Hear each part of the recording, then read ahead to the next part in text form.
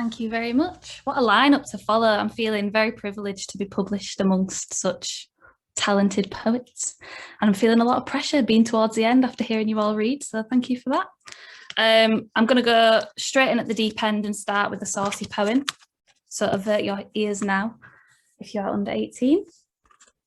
The Hanging Man, Volume 31, March 2017. Faking an orgasm does not help anyone. The food, the moon, the hanged man. Make sure it's loud. You're enjoying this. There is something poetic about a pair of filled high heels wrapping their legs around us. When you are on top, thrust hard and fast, ride out all your food cravings. Is your face aging too fast? The wrinkles are running from themselves. Masturbate in front of us. Blue-jarred mouth, metal brace, shaking legs, kiss us, hold us, caress. Be more loving. Let go of your insecurities. Let me enjoy myself. Techniques for photographing girls, breasts exposed, shimmery dress dissolved. Respect our space. Do not suffocate us. Daily blowjobs will help your esteem more than ours. Smeared mascara against face dripping. For me, you shall live between two lollipops fused together by spit. Let me see those eyes smile. Sink the world's wolf bleeding from in between teeth. Tell me not to stop. 20-pack of Camel, neatly arranged, cigarette perched on two trembling limbs.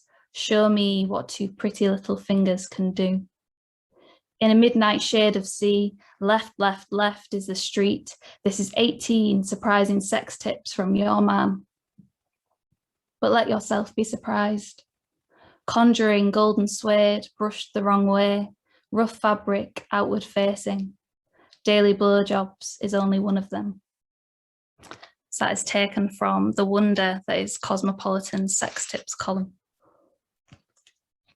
Next up was written on a train, and I apologise to any Mancunians who may be on this call because I do call all Mancunians pretentious in it, so I don't mean that now.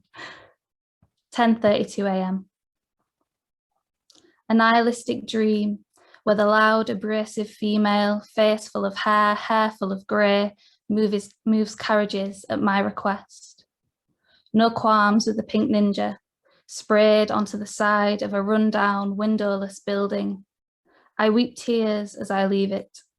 Back first, morning mouth second.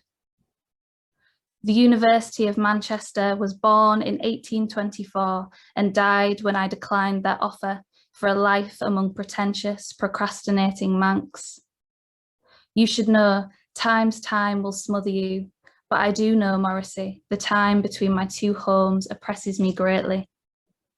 My two wasted hours, from darkness to darkness, trying to find a rival, sits next to me. The endless reminder that I am wasting life away on public transport.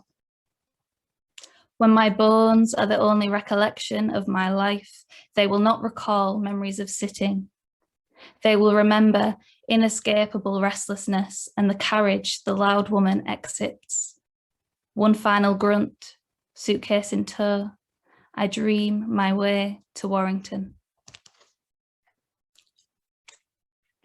So the next one I'm going to read needs a little content warning, so I'll speak a little bit around it to give anyone a chance to mute their speakers if they need to. So this does deal with themes of sexual assault and the Ched Evans trial.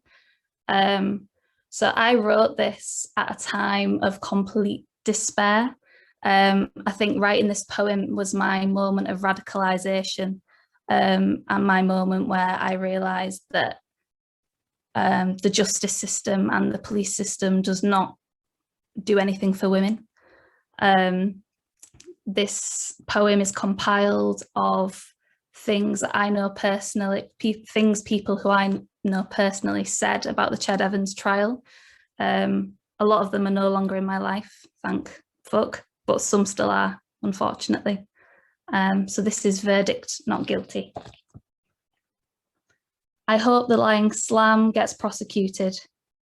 All those dumb bitters that defended the slam because she is a womb are a disgust. The stupid slam needs to be named and claimed. Ched Evans did not rapier her. Let us see where the jut is now between an innovator and a lying slam. Yet another abstract smallholder shagging someone and claiming rapiered. Get that horrible slam sent to privacy. She's a slam, so would be more likely to engage in that sort of beholder. Now shamrock the slam that put him through this. She will never know the tsunami he has been through. The irrelevance of the fresh evildoer when she is a cockroach, little tramp slam. It does not seem so new after all. Butcher the slave until she dies. She is nothing but a blabbermouth slam. So the next one should lighten the mood up a little bit. Alice. A thimble tone of delight in a graceful zigzag. Such manly diversities may even be found dancing to the joyful cries of mustached men with matching hats in a black-white boxing ring of, I do always love being bent over many times by a woman whose female smells in shuttered rooms linger like cigarette ghosts in corridors, and the choke of bitter cocktails in the throats of the improper stage machinists, as they mourn to the substitutes of Euripides over how no monuments exist for heroes, only those with common words and writerly deeds. So I don't know how long I've got left, Aaron, sorry. So I'll read one more from this and then I'll read a new one.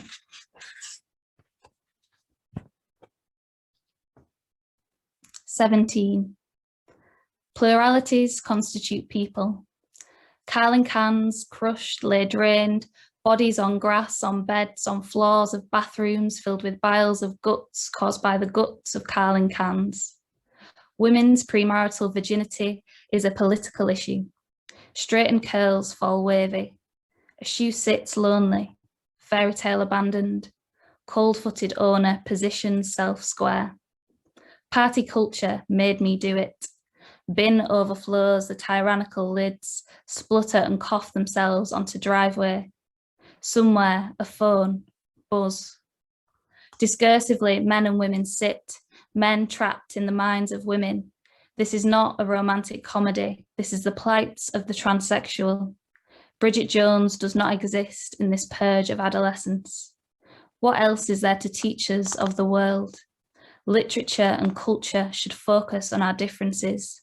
A book sits, no longer a book, an ashtray. Vindication of the rights of men blisters, dissolves to smoke." I'll do us a quick one that is unpublished. That's come out of, I've recently gone back to university to do a master's in creative writing. I think the pandemic has driven me back into being creative again. And I've been trying to write through my parents' divorce and the trauma that came with that. So this is me reimagining what it would be like to find my long-term partner in bed with someone else. I don't know how to tell you this. I don't know how to tell you this, but I'm white cold like that too late sensation of leaning over the draining board and realizing all the knives are facing blade up. I'm sweet and my mouth is filled with quicksand muscovado, tongue thumbing the graves of my empty gums. In the pit of my stomach lives an eclipsing sun. I step around the blind corner into oncoming traffic. I'm the concrete smack of a papier-mâché skull against the corner of a tabletop. I am that moment at the cinema where you turn to your date and say, "Ooh, I felt that." I am a curling toe, the phantom hammer hitting your kneecap. As the blunt metal makes contact, I am 1,000 standing courtroom ovations. I am the crunch of a snail shell in the morning when you're outside barefoot. The avocado stone hitting the floor, green flesh splatter. I'm the moment at the threshold, knowing. I'm the final warning, eviction notice, red font. I'm the nail varnish chipping as the door scrapes over your foot. I am indulgent. a lick of salt on a throbbing wound. That's me.